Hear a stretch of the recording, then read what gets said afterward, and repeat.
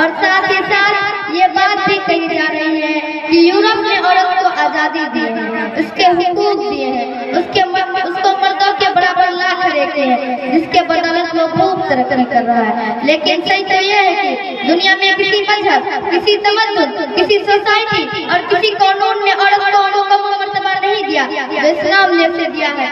तारीख उठाकर देखिए, कदीम यूनान ने औरत को शैतान की बेटी और निजात मुजस्समा समझा जाता था। वो गुलामा की तरह बाजारों में बेची जाती थी। मीरास में उसका कोई हक न था।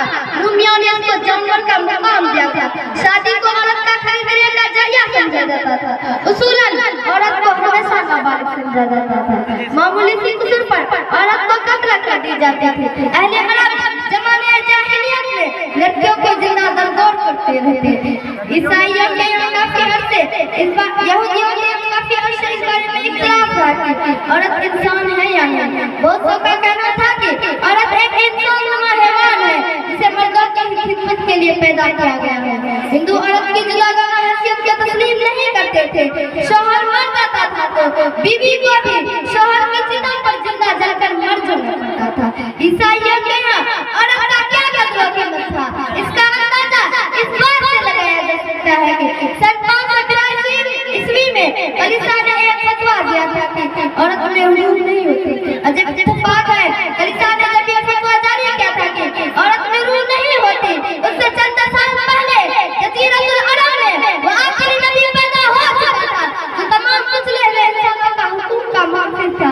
अल्लाह ताला के आखिरी नबी रसूलुल्लाह सल्लल्लाहु अलैहि वसल्लम ने औरत को जिन्नत और हस्ती की गहराइयों से उठाकर अज़मत और रहमत के बुलंद मकाम पर फाइज कर दिया। अगर आप दूसरे तहजीब के मुकाबले में इस्लाम का मुताला करें तो आप बेशक ना बोल सकेंगे औरत तहता सरा थी, इस्लाम ने सिर्फ उसके शरिया पहुंचा दिया। वो करते रात थी, इस्लाम ने उसे सर में चश्म यानी चश्म बना दिया। वो मां को हयात की कश्मकश में थी, इस्लाम ने उसे जिंदगी अता की।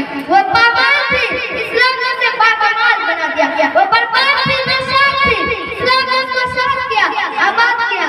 उसका काम था सिर पर मर्द के दिल को लिभाना, इस्लाम ने उसको जिम्मे घर का सजाना लगा दिया। मौजूदा कीजिए, वो तो एक तरह का माशरा था जिसमें बेटियों का होना शर्म था। वो पाक थी, उसे सब गुनाह थे, नूसत थी, बदबख्ती की अलामत थी, शैतान की नुमाइंदा थी, जहरीला सांप थी, कहकर में घोट में हाथों की मैल मुंजेल थी। वो पाक की धूल थी, वो बोझ थी, इस्लाम ने उसे इज्जत दी, अज़मत अता की। मेरे भाइयों बहनों, मैं तस्लीम करती हूँ कि इस्लाम ने औरत के हुस्न को, उसके जिंदगी को पर्दे में कैद करता है, लेकिन उसे आजादी देता है। उसके उम्र के हयाने में काबिल एहतराम ठहराता है, उसे बचपन में शफ़क़त देता है, उसे जवानी में मोहब्बत देता है, उसे बुढ़ापे में अज़मत देता है, उसे मरने के बाद दुआएं मग़फ़िरत का हक देता है। मैं यूरोपियों के प्रस्तावों से पूछना चाहती हूँ, तुमने औरत को क्या दिया? तुम कहते हो कि मैंने औरत को आजादी दी है, उसके हुकूक दिए, लेकिन मैं कहती हूँ कि तुमने औरत की आजादी को छीन ली है, तुमने उसके मक्का को गुम कर दी, तुमने बहन की सर से आंचल खींच लिए। तुम औरत को सुबह महफिल बनाना चाहते हो, लेकिन इस्लाम ने उसके निस्वानियत को नुमाइंदा किया है। तुम औरत का कदर कीमत जाहिर से लगाते हो, लेकिन इस्लाम उसका कदर कीमत बातिल के एतबार से करता है। तुम औरत को चढ़ाई पर लाना चाहते हो, लेकिन इस्लाम ने ऐलान करता है, अल्लाह के बंदे औरत को औरत ही रहने दो। इसमें मर्द का भी, बच्चे का भी, तमद्दुन का भी, दीन का भी, दुनिया का भी, इस्लाम के अलावा कोई ऐसा मजहब नहीं दिखा सकते, कोई ऐसा कानून नहीं बता सकते जिससे बेटियों की तरबियत को जन्नत में जमानत बनाई गई हो, जिसमें अच्छा बीवी का होना ईमान करार दी गई हो, जिसमें माँ के कदमों के नीचे जन्नत बताई गई हो।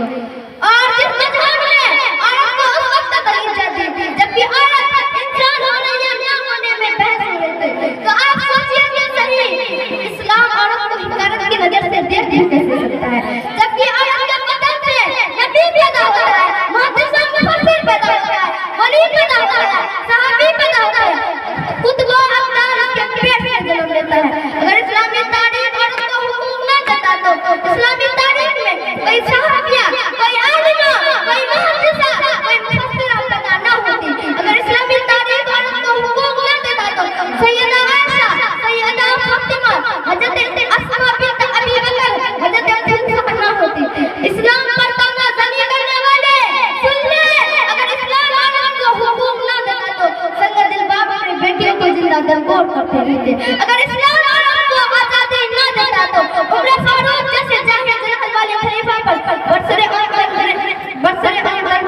बीच जुर्आत न होती।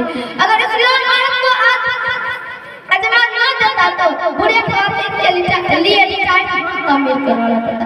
मुअज़्ज़ज़ हाज़रीन, इस्लाम ने जो औरत को सही मुकाम दिया है उसे आप समझने की कोशिश कीजिए। यूरोप के शराब के पीछे चलकर अपने घर की पुरसुकून जिंदगी, अपनी इज्जत और वक़ार और अपनी दीन और दुनिया को तबाह न कीजिए। और दुआ करें कि हमारी कौम को उन नामानी वकीलों और झूठे गमखारों से बचने की तौफीक अता फरमाए। वजूद जिनसे है तस्वीर कायनात में रंग, वजूद जिनसे है तस्वीर कायनात में रंग, उसी के साथ से है जिंदगी के मौजूद